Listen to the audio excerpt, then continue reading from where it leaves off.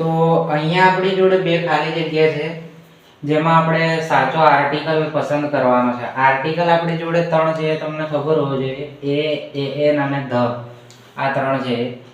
તો પહેલું સેન્ટેન્સ જોઈએ તો શું છે કે ધીસ ઇઝ ડેશ ટેબલ, એટલે કે આ ટેબલ છે.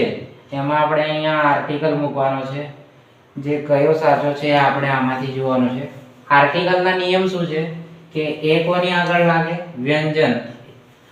જ્યારે એન કોની આગળ લાગે? સ્વરની આગળ. અને ધ અન્ય જે પરફેક્ટ વસ્તુ કે સંજ્ઞાને દર્શાવવા માટે વપરાતું હોય છે.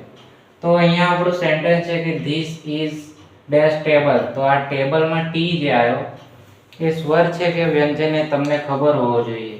આપણી જોડે 5 સ્વર છે, એ, ઈ, આઈ, ઓ અને યુ.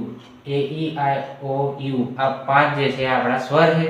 આની સિવાયના બધા જે ABCD ના અક્ષર છે આલ્ફાબેટ, એ બધા વ્યંજન છે.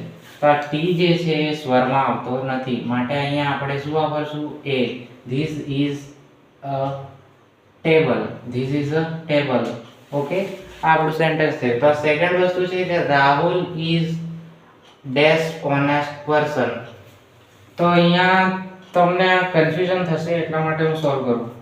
Rahul is dash honest person. હવે તમે કહેશો કે અહીંયા એચ છે, આ જે એચ છે એ બી વ્યંજનમાં આવે છે, સ્વરમાં તો આવતો નથી, અહીંયા ક્યાંય જોવાતો નથી, એટલે એ મૂકી દેશો આંખો બંધ કરી. પણ એ આવશે નહીં, કારણ કે હું જ્યારે બોલું છું તો સાંભળો, રાહુલ ઇઝ ઓનેસ્ટ પર્સન. શું બોલાય છે? ઓ બોલાય છે. એટલે કે અંગ્રેજીમાં નિયમ છે કે જો શબ્દ લખાયો હોય વ્યંજનથી પરંતુ એનું ઉચ્ચારણ સ્વરથી થતું હોય તો એની આગળ એન મૂકવાનું. શું મૂકવાનું?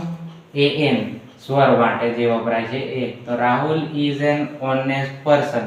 આ નિયમ ખાસ યાદ રાખજો.